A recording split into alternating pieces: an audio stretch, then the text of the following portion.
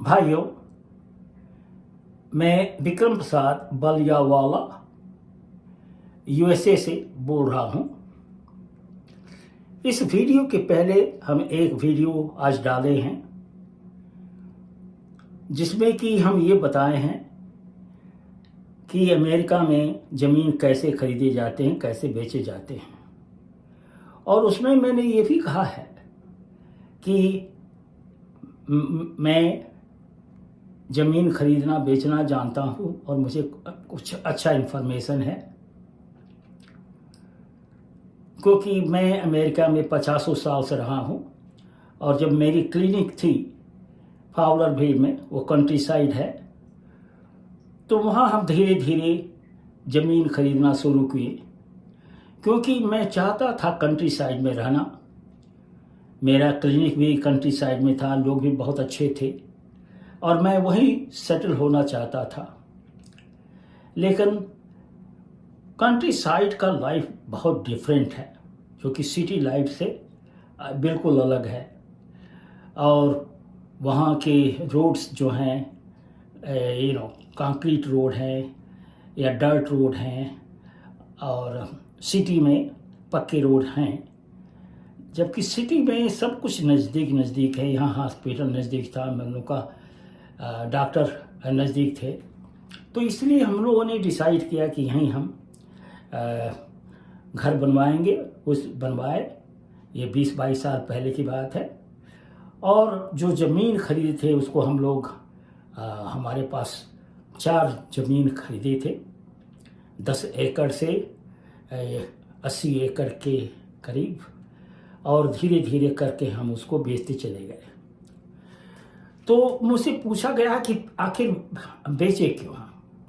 देखिए, जब हम खरीदे ज़मीन तो मेरी उम्र बहुत यंग थी, मैं बहुत एम्बिशियस था, वहाँ रहना चाहता था कंट्री साइड में। लेकिन जब धीरे धीरे उम्र बढ़ती गई और हम लोग डिसाइड कर लिए कि सब डिवीज़न में रहना है, वेस्ट ब्लूमफील्ड में रहना है। और जब बच्चों से पूछे कि उनको अगर ज़मीन की ज़रूरत हो तो उनके नाम पर हम डाल सकते हैं। देखिए, हमारे 2 लड़के हैं, बेटे और एक बेटी हैं, और तीनों में से 2 डॉक्टर हैं। लेकिन तीनों ने कह दिया कि हम लोगों को ज़मीन नहीं चाहिए, आप जो कुछ समझे करें। तो हम धीरे धीरे उस ज़मीन को बेचना शुरू किए जैसे ऑफ़र आया। तो मैं ये कहना चाहता हूँ कि देखिए, वो ज़मीन इतनी फार्म अच्छी थी कि मैं क्या कहूँ। और मैं तो कंट्री बॉय की तरफ से वहाँ रहना चाहता था, लेकिन वाइफ का कंसर्न था कि अगर उन्हें कुछ हो गया तो वहाँ हॉस्पिटल नहीं है पास में, और वहाँ जो है कार के बदले ज़्यादा ट्रक वैन्स चलते हैं कंट्री साइड में। तो बहुत सी डिसएडवांटेजेस थी वहाँ पर। और उसी बीच में मेरा क्लिनिक से हम रिटायर हो गए, फिर क्लिनिक को बेच दिए। तो ये हुआ कि बाकी ज़मीन धीरे धीरे बेचते चले गए। और लास्ट ज़मीन जो हम बेचे हैं, लास्ट ईयर बेचे 2021 में, जो कि करीब 40 एकड़ के करीब था फार्म। और जो ख़रीदे हैं वो उनके पास में वो बहुत सारे एनिमल रखे हैं, और उनकी फैमिली जो भी है बहुत प्यारी फैमिली है। तो मेरे को बेचने में ज़रा भी तकलीफ़ नहीं हुआ। तो ये जान लीजिए कि अमेरिका में बच्चों के पास जो इंडियन लड़के हैं उनको उतनी लालच नहीं होती है। और ख़ास करके मेरे 3 बच्चों में 2 बच्चे तो डॉक्टर हैं और एक कंप्यूटर इंजीनियर हैं। तो उनको कोई ये बात नहीं थी कि नहीं हम लोगों को डिवाइड कीजिए। और दूसरी बात ये कि अमेरिका में एक दूसरा रूल है। रूल ये है कि आप पेरेंट्स के ऊपर हैं, वो जिसको ज़मीन चाहें, जिस बच्चे को चाहे दें, ना दें या बेचें, उनके हाथ में है। और दूसरी बात ये है कि यहाँ पर जो ज़मीन होती है दोनों माँ बाप के नाम पर होती है, और जो है हस्बैंड वाइफ के नाम पर। तो जब आप लोन भी लीजिएगा तो वही दोनों का नाम रहेगा, और जब अगर पैसा पे ऑफ हो गया तो भी उसमें आपका दोनों का नाम रहेगा। तो ऐसा ही था।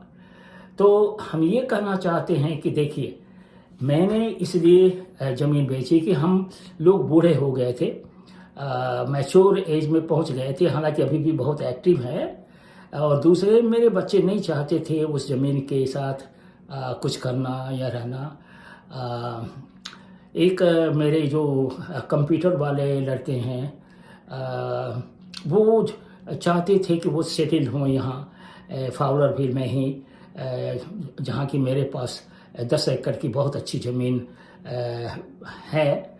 और उसके बारे में हम कभी बाद में बात करेंगे कि मैंने उनको क्यों दिया। हम लोग उस ज़मीन को अपने बेटे के नाम पर दिए।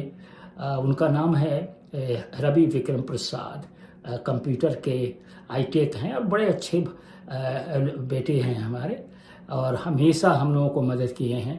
तो मैं ये कहना चाहता हूँ कि देखिए, जीवन में यहाँ अमेरिकन लाइफ में पेरेंट्स ग्रीडी नहीं हैं और वो अपना बेस्ट जजमेंट करते हैं।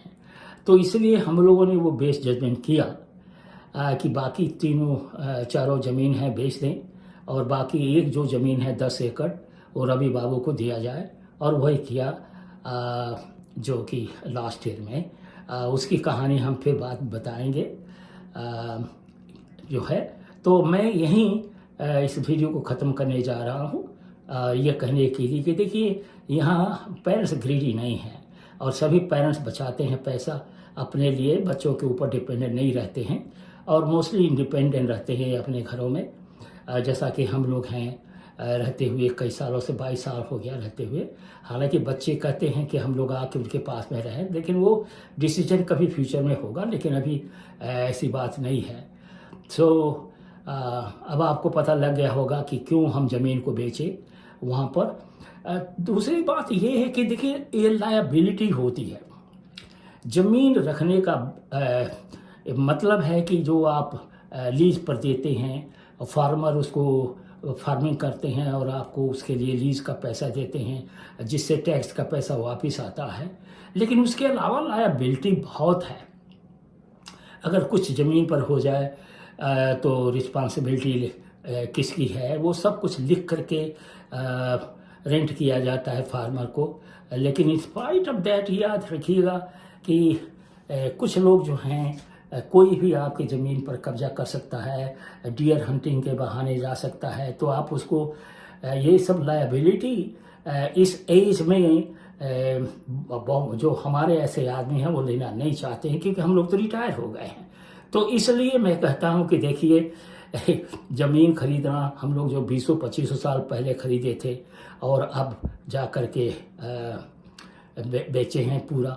लेकिन इसमें जो है, यही कारण है कि इस उम्र में लायबिलिटी लेने की ज़रूरत नहीं है, न ग्रीड की ज़रूरत है। और जब खास करके बच्चे नहीं चाहते हैं तो उसको सूनर और लेटर माँ बाप बेचते हैं। So thanks for watching my video.